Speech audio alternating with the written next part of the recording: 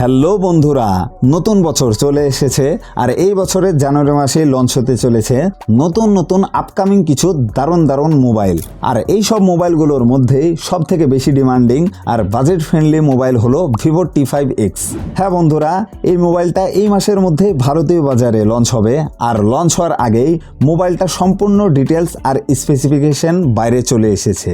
তো আজকে আমরা কথা বলবো ভিভো T5X 5G মোবাইলটা সম্পর্কে। মোবাইলটা কবে লঞ্চ হবে, দাম কত হতে পারে, আর কি কি ফিচার্স দেবে মোবাইলটাতে, এই সব জিনিস নিয়ে আজকে আলোচনা করব। তাহলে চলুন আর বেশি সময় নষ্ট না করে তাড়াতাড়ি শুরু করা যাক আজকের ভিডিও।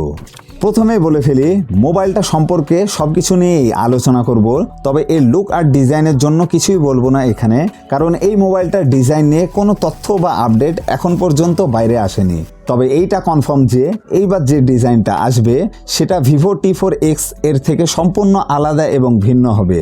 আগের বছরের ভিভোর T4X এর মতো ডিজাইন হবে না, এইবার ডিজাইনটা সম্পূর্ণ আলাদা হবে।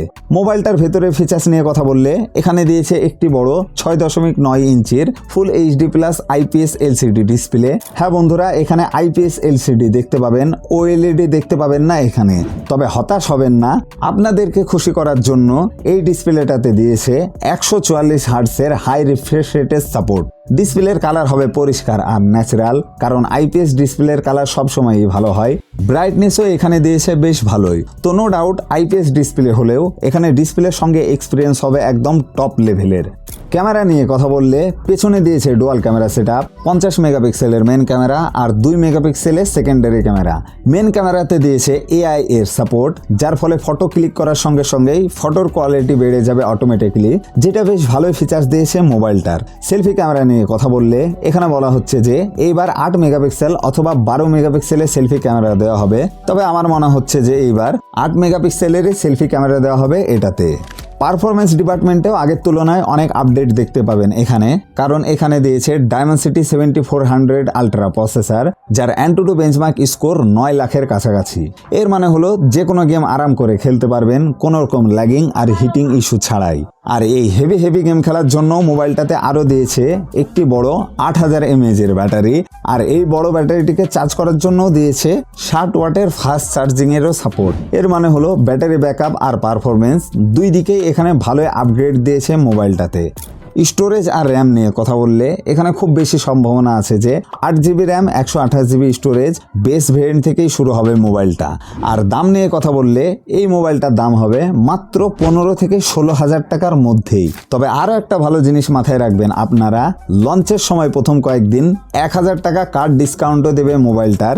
এর মানে হলো মোবাইলটার দাম 14,999 টাকার আশেপাশেই হতে পারে। তবে এই দামটা 8GB 128GB বেস ভেরিয়েন্টের দাম বললাম, 256GB দাম 1,500 টাকা বেশি হতে পারে। তবে সেখানেও আপনারা কার্ড ডিসকাউন্ট পেয়ে যাবেন নো ডাউট। তো মোট কথা হলো 15,000 টাকার মধ্যে একটা মোবাইল পেয়ে যাচ্ছেন, যেখানে থাকছে ফুল HD IPS panel, 144 hertz refresh rate, ভালো প্রসেসর, 8000 mAh এর ব্যাটারি আর একটা ভালো ক্যামেরা সেটআপ। তো 15,000 টাকা দাম হিসাবে এইসব ফিচার্স আমার হিসাবে খুব ভালোভাবেই জাস্টিফাই করেছে। এই দামের মধ্যে এটা একদম ভ্যালু ফর মানি মোবাইল আমি বলবো।